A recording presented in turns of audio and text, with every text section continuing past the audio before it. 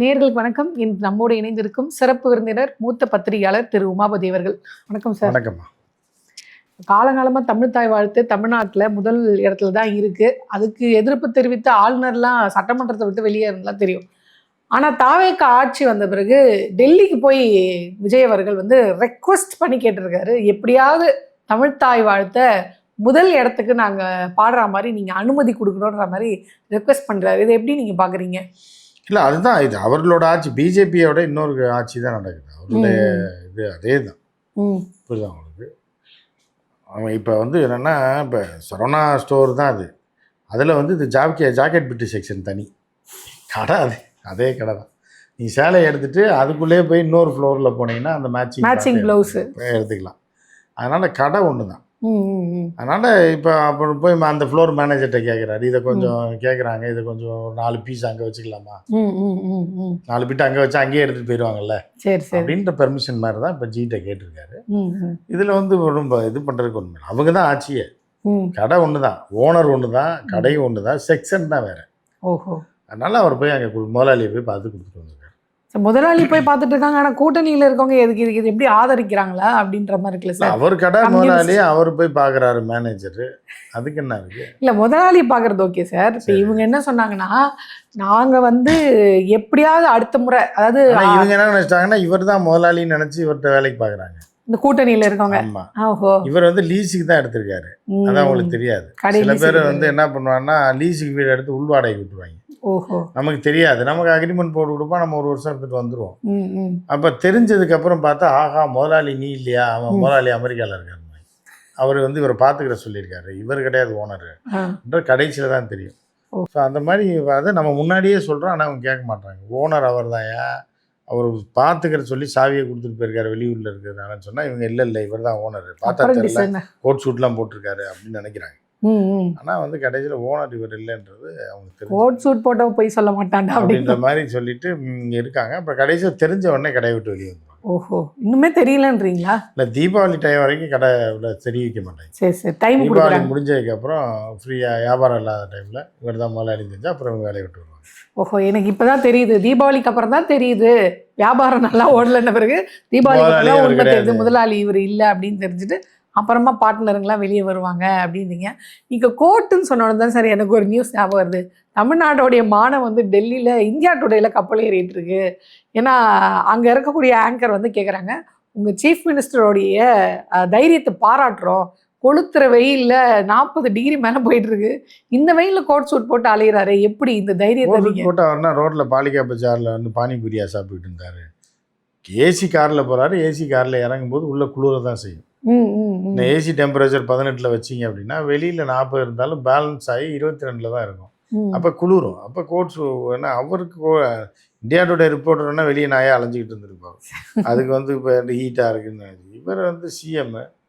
அதுவும் இப்போ எல்லாமே இப்போ ஹைடெக் காரு, ஏறி உட்கார்ந்தவனே கூலிங் ஆயிடும், குளிரும், உள்ளே உட்கார முடியாது காரில். அதே மாதிரி மோடிஜி வீட்டுக்கு போனீங்கன்னாலும் பயங்கர குளிர். மோடிஜி என்ன வெயிலில் உட்கார்றதுக்கு அவர் என்ன இதை ராஜஸ்தான்லையா பாலைவனத்துலையா விட்டு வச்சுட்டு இருக்காரு. அவர் பிரதமர், அவர் வீட்டுக்கு போனாலும் குளிர தான் செய்யும், அதனால கோட் போட்டுருக்கலாம். நான் என்ன யோசிச்சேன்னா, மோடிஜி கோட் போட்டிருக்காரு, நம்ம அந்த கம்பெனியோட பார்ட்னர் இல்லை, அப்போ நம்ம போகும்போது நம்ம ஸ்டைலில் ஒரு இருக்காரு, இவர் ஒரு கோட்டு போடுவார், கோட்டு அப்படி மேட்ச் ஆகிடும். இவர் ஒரே கோட்டு போடுவார், அவர் ஒரு டைமுக்கு ஒரு கோட்டு போடுவார், மாற்றிட்டே இருப்பார் அவர். இவர் ஒரே கோட்டில் இருப்பார். ஸோ கோட்டு இணைஞ்சு போச்சு. சின்ன ஜியும் பெரிய ஜியும் மீட் பண்ணிக்கும் போது பார்க்க நல்லா பக்காவாக இருக்கும் அப்படின்றதுக்காக போட்டிருக்காரு. நீங்கள் அந்த பத்திரிகையாளர்கள் வெயிலில் திரியிறாங்க அப்படின்னு சொன்னீங்களே, அந்த வயிற்றுச்சல் அந்த அம்மா பேசியிருக்கோம். அந்த பத்திரிகையாளர்களே விஜய் அவர்கள் ஒரு கேள்வி கேட்டிருக்காரு. அம்மையார் ஜெயலலிதாவிலேருந்து பல தலைவர்கள் தமிழ்நாட்டிலேருந்து டெல்லிக்கு வந்திருக்காங்க, ஆனால் ப்ரெஸ் மீட் கொடுக்காம போனதில்ல, டோன்ட் பிரேக் த லெகசி, ஏன் இப்படி பண்ணுறீங்க, ஒரு வாரத்தை சொல்லிட்டு போங்க அப்படின்னு சொல்லி கெஞ்சிருக்காங்க. ஏன் இப்படி தெரிஞ்சாதான் சொல்லிடுவார்ல, தெரியாத போட்டு கேட்டே இருந்தேன். சரி, ஆட்சிக்கு வந்துட்டாரு, இன்னுமே அப்படியே இருந்தா எப்படி சார்? அதுக்கு என்ன பண்ண முடியும்? இப்படி பேசணும்னு யாராவது ஏதாவது இது இருக்கா? சட்டத்தில் இருக்க இடம் பத்திரிகையாளர்கள் மைக்கை நீட்டா பேசணும் அப்படிலாம் ஒன்றும் இல்லை. அரசியல் சட்டத்தில் அப்படிலாம் கிடையாது. இவர் வேலைக்கு போகிறாரு, கேட்குறாங்க, இல்லைன்றாங்க. இதே 5 வருஷத்துக்கு அவர் சொல்லிட்டு இருப்பாரு. அதுக்கு என்ன இருக்கு? அது அப்படி சட்டத்தில் இடமே இல்லையே. பேசி தான் ஆகணும். டெல்லிக்கு போனாருன்னா பேட்டி கொடுக்கணும்னு ஏதாவது எழுதி கொடுத்துருக்காங்களா? இல்லை. அப்புறம் என்ன? அதையே காரணம். சட்டத்துக்கு முரணான கேள்விகளை நீங்கள் கேட்கக்கூடாது. நாங்களே சட்டத்துக்கு எதிராக ஆமா 5 சட்டத்தில் இருக்கா இல்ல. அப்புறம் ஏன் கேட்குறீங்க? வருவார் போவார் பார்ப்பாரு வருவார், அது அவரோட இஷ்டம். அப்ப அடுத்த 5 வருஷத்துக்கு ஒரு பேட்டி நம்ம 5 எதிர்பார்க்க வருஷம் வேண்டியதில்ல. இல்லை, எத்தனை வருஷத்துக்கு அவர் பேசுறாரோ அது வரைக்கும் இல்லை. அதான் மோடி மாடல இதுலயும் வந்து அவரு ரொம்ப தீர்க்கமா ஃபாலோ பண்றாரு. கடை பாலிசியா இருந்தான். ஒரு கடைக்கோட பாலிசி. ஓ கரெக்ட். ஃப்ரான்ச்சைஸ் எடுத்தாலும் இந்த கடைக்குன்னு ஒரு பாலிசி இருக்கு.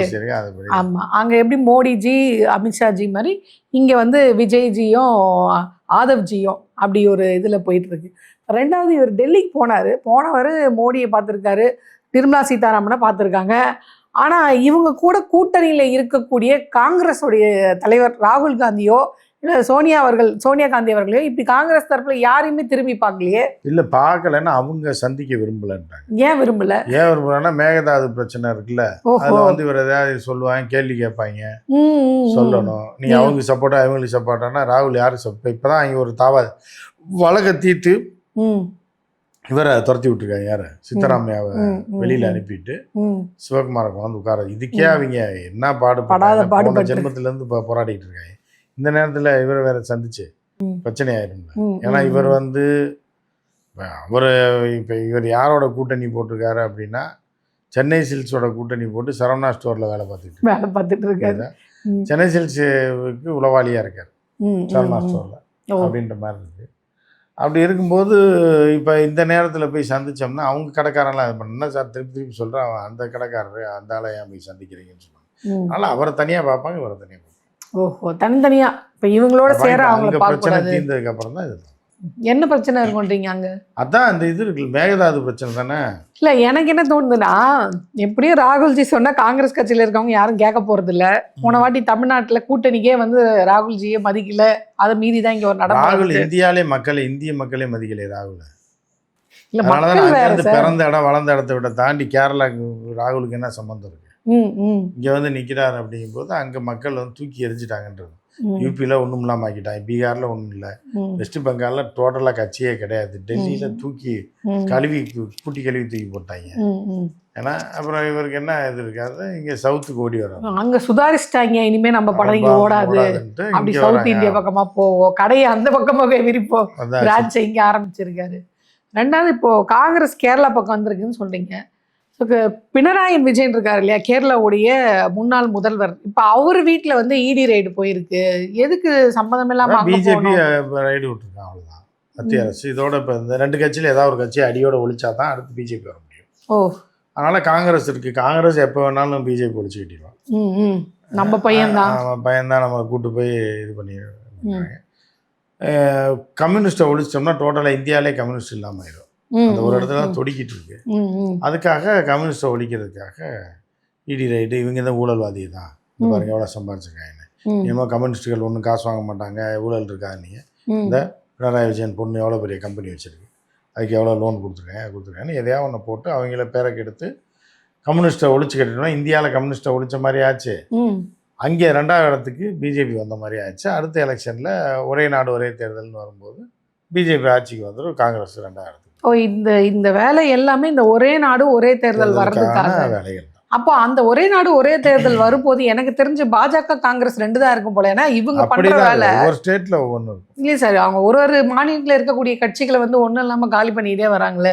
அது இல்லை, ஒவ்வொரு மாநிலத்தில் என்ன கட்சி இருக்கோ அது எதிர்கட்சியாக இருக்கு. இப்போ இங்கே திமுகவும் பிஜேபி இருக்கும். Okay BJP. கேரளால காங்கிரஸும் பிஜேபி இருக்கும், தெலங்கானால காங்கிரஸும் பிஜேபி இருக்கும். ஸோ பிஜேபி வெர்சஸ் அந்த மாநில கட்சி அப்படின்ற மாதிரி ஒரு விஷயத்தை வந்து இவங்க மாநில கட்சியோ இல்லை காங்கிரஸோ ஏதாவது. அப்போ பிஜேபி தான் இருக்கும் ஒரே நாடு ஒரே தேர்தலில். உங்களுக்கு ஒன்று ஆளுங்கட்சியாக இருப்போம், இல்லை எதிர்கட்சியாக இருப்போம், வேற எதுவும் நாங்கள் இருக்க மாட்டோம் அப்படின்ற ஒரு ஸ்ட்ராட்டஜி வந்து கொண்டு வராங்க. இதில் உதயநிதி ஸ்டாலின் ஒரு வார்த்தை சொல்லியிருக்காரு, நம்ம இத்தனை நாள் பிஜேபி ஜெயிச்சதுக்கு காரணம் வந்து அவங்களோட ஸ்ட்ராட்டஜின்னு நினச்சோம், ஆனால் அது காங்கிரஸ் தான் வந்து இந்த வேலையை பண்ணியிருக்கு, அவங்களால தான் இவங்களாம் ஜெயிச்சுட்டு வந்து. இவ்வளோ நாள் அவருக்கு புரியலைன்னா என்ன பண்ணுறது? இப்போதான் புரிஞ்சிருக்காரு. தனக்குன்னு வரும்போது தனக்குன்னு வரும்போது ரொம்ப ஆழமாக யோசிச்சிருப்பாரு. வீண் தான் காரணம், அந்த வீணா போனவங்க தான் காரணம்ன்றது பீகார் தேர்தல் அப்பயே இவரே சொன்னார், முதலமைச்சர் மு.க. ஸ்டாலின். பீகார் ஒரு பெரிய பாடத்தை கற்பித்து கொண்டிருக்கிறது, அது வந்து எல்லாம் நம்மளும் அதை உதாரணமாக எடுத்துக்கணும்னு எதுக்கு சொன்னார். காங்கிரஸ் பண்ண கழுத கூத்துல தான் பீகார் போச்சு, பிடிக்கிட்டு போச்சு. அந்த வேலையை இங்கேயும் பண்ணிடாதீங்கன்னு அவர் அப்பயே சொல்லிட்டார். நாங்கள் அதைத்தான் பண்ணுவோன்னு பண்ணியிருக்கீங்க. அதுதான் பண்ணுவோன்னு பண்ணும்போது இப்போ உதயநிதி ஸ்டாலின் அன்றைக்கி ஏதாவது வெளியூர் போயிருப்பார், பேப்பர் படிச்சிருக்க மாட்டார், தெரிஞ்சிருக்காரு. இன்னைக்கு பார்க்கும்போது காங்கிரஸ் தான் காரணம்னு தெரிஞ்சு ஓப்பன் ஸ்டேட்மெண்ட்டாக விட்டுருக்காங்க.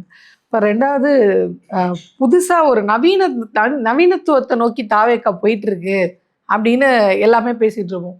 நான் இதுலலாமாடா நவீனத்துவம் பண்ணுவீங்க அப்படின்ற மாதிரி நவீனத்துவமாக தீண்டாமையை வந்து எடுத்திருக்காங்க. அதுவும் தாவேக்கா எம்எல்ஏவாக அதை செஞ்சுருக்காரு அப்படின்றது தான் அதிர்ச்சிகரமான விஷயம். அதாவது இவங்க வந்து இந்த ஹவுசிங் போர்டுன்னு சொல்லுவாங்களே, இந்த சைதாப்பேட்டையில் இந்த ஹவுசிங் போர்டுன்னு சொல்லுவாங்க இல்லையா, அந்த இதில் வந்து வீடு பிரித்து கொடுக்குற ஒரு இஷ்யூ வந்துருக்கு. இப்போ இதில் ஒரு குறிப்பிட்ட சமூகம் வந்து கேட்டிருக்காங்க, எங்களுக்கு அவங்க இல்லாமல் அவங்கள கலக்காமல் தனியாக எங்களுக்கு ஒரு பில்டிங் கொடுங்க அப்படின்னு. இப்போ அந்த சமூகத்துக்கு ஆதரவாக இந்த தாவேக்காவோட எம்எல்ஏ என்ன பண்ணியிருக்காருன்னா, சரி குழுக்கள் முறையில் நான் அவங்களுக்கு வந்து அலாட் பண்ணுறேன் அப்படின்னு சொல்லி இந்த தலித் சமூகத்தை சார்ந்தவங்களுடைய நம்பர்ஸே வராமல் இவங்க கேட்டவங்களுக்கு ஏற்ற மாதிரி ஃபேவராக அந்த நம்பர்ஸ் மட்டும் வரா மாதிரி ஒரு வேலை பண்ணியிருக்காங்க. ஸோ இது வந்து என்ன ஆயிருக்குன்னா, அங்கே இருக்கவங்க உடச்சி சொல்லிட்டாங்க, இது கடந்த ஆட்சியில் இல்லை, திமுக ஆட்சியில் மா சுப்பிரமணியம் கிட்டேயே இதே மாதிரி வந்துச்சு, அப்போ அவர் இங்கே எல்லாம் சாதி முறையில் நம்ம பண்ண முடியாது, எல்லாரும் சமம் அப்படின்னு சொல்லிட்டாரு. ஆனால் இப்போ இவங்க ஆட்சியில் எம்எல்ஏ துணையோட நடக்குது அப்படின்னு சொல்லியிருக்காங்க. இதை எப்படி சார் பார்க்குறது? நவீன தீண்டாமையாக இருக்கு. இல்லை, எம்எல்ஏ நடக்குதுன்னா அந்த எம்எல்ஏ தானே பார்த்தாகணும். இப்போ அவங்க தான் அம்பேத்கர் தானே அவங்க கொள்கை தலைவர். ஆனால் இப்படி பண்ணியிருக்காங்களே, அதனால தான் தனியாக பிரித்து கொடுத்துருக்காங்க. நீங்கள் சந்தோஷமா இருக்கு சார். தனித்தனியாக பிரித்து கொடுக்கறது எப்படி சார் சந்தோஷமா? ஆமாம், அம்பேத்கர் மேலே இவங்க அவ்வளோ பாசம் வச்சுருக்காங்க, அவரை தலைவராக எடுத்திருக்காங்க. இப்போ ஆதவரிச்சினாலும் அம்பேத்கர் கண்ணு முடிச்சோடனே அம்பேத்கர் ஃபோட்டோவில் முடிச்சுட்டு தான் டிஃபனே சாப்பிடுவாங்க. அப்படி இருக்கக்கூடிய ஆட்சியில் இதெல்லாம் நடக்கத்தான் செய்யும். அம்பேத்கர் போட்டீங்கல்ல, அது அப்படிதான், அதுதான் நீங்கள் பண்ணி தான் ஆகணும். அடுத்து மிரட்டலும் விட்டுருக்காங்க சார் அவங்க. இந்த அதாவது நீ எப்படி பேசுவ, எங்கள் கட்சிக்கு எதிராக நீ எப்படி பேசுவ, அந்த பசங்களே வந்து வெளியே வந்து பேட்டி கொடுக்குறாங்க. நாங்கள் வந்து எங்களோட ஆற்றாமையே சொல்கிறோம், இந்த மாதிரி தீண்டாமை பண்ணுறாங்க அப்படின்ற ஆற்றாமையை சொல்கிறோம், ஆனால் எங்களை வந்து மிரட்டுறாங்க, நீ எப்படி எங்கள் ஆளுங்கட்சிக்கு எதிராக பேசுவ, உயிரோடு நீ இருக்க மாட்டே அப்படின்னு சொல்லிட்டு மிரட்டுறாங்க. யாருமே வாயை திறக்கக்கூடாது, இந்த தாவேக்காவை எதிர்த்து இங்கே வாயை திறக்கக்கூடாது, அநீதியே நடந்தாலும் திறக்கக்கூடாது அப்படின்ற மாதிரி இருக்கு. அப்படிதான் இப்போ தானே ஆரம்பிச்சிருக்காங்க. இனி போக போக பார்த்தீங்கன்னா தான் அது அப்பயே ஆரம்பிச்சிட்டாங்க. இந்த இப்போ முக்தாரெல்லாம் பிடிச்சி உள்ள போய் மிரட்டி மிட் நைட்டில் குடும்பத்தோட போயிட்டு இருந்தவரை, முக்தாரு எப்படி ஆளுன்னு எல்லாருக்குமே தெரியும். முக்தாரு என்ன மாதிரியான ஒரு யூடியூப் சேனல் நடத்துறாப்புல, என்ன எல்லாத்தையும் ஓட்டிகிட்டு எதாவது பண்ணிகிட்டு இருக்காப்புல, ரைட். அது உலகத்தில் எல்லாமே இருக்கிறது தான், ஒருத்தர் ஒவ்வொரு மாதிரி பண்ணிட்டு தான் இருப்பாங்க. அப்போ வந்து நீங்கள் வந்து அதை சட்ட ரீதியாக நீங்கள் எதாவது வழக்கு போட்டால் பரவாயில்ல. நீங்கள் குடும்பத்தோடு போய்கிட்டு இருக்கிறவரை போய் அது நைட்டில் காரோட என்ன நைட்டில் விசாரிக்கிறீங்க? அந்த நைட்டில் விசாரணைன்றதே இந்த திருட்டு பயிலுக வந்து ஏதோ பழி வாங்குறான்னு தான் அர்த்தம்.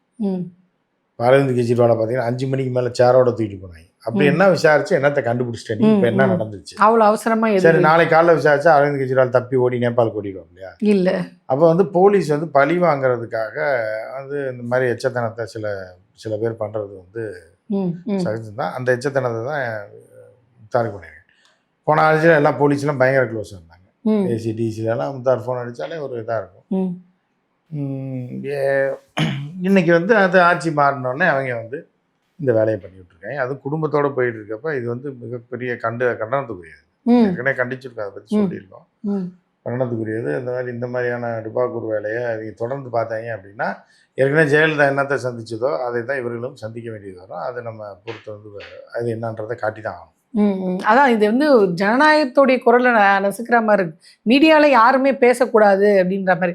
ஏன்னா நிறைய பேர் என்ன ரிப்போர்ட் பண்ணுறாங்கன்னா, சாதாரண இன்ஸ்டாகிராமோடைய அக்கௌண்ட்டே வந்து அவருக்கு எதிராக ஒரு இது போட்டாலே ஸ்ட்ரைக் அடிக்கிறாங்க.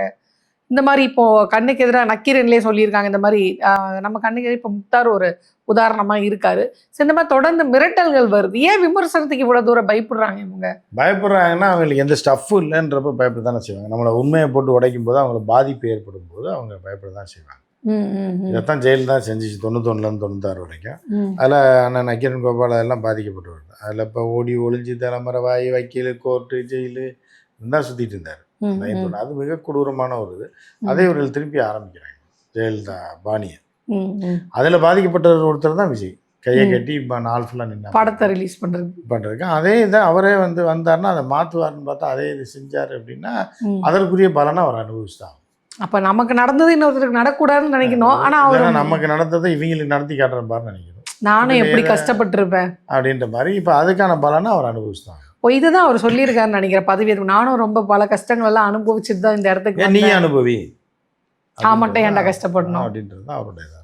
ஓஹோ என்ன ஒரு பொதுநலத்துவம், இப்படி ஒரு பொதுநலமான ஒரு மனுஷனை நம்ம வந்து இதுதான் முதல் முறை தமிழ்நாடு சந்திக்குது அப்படின்னு சொல்லணும். உங்களோட நேரத்துக்கு கருத்துக்கு ரொம்ப நன்றி சார். நன்றிம்மா.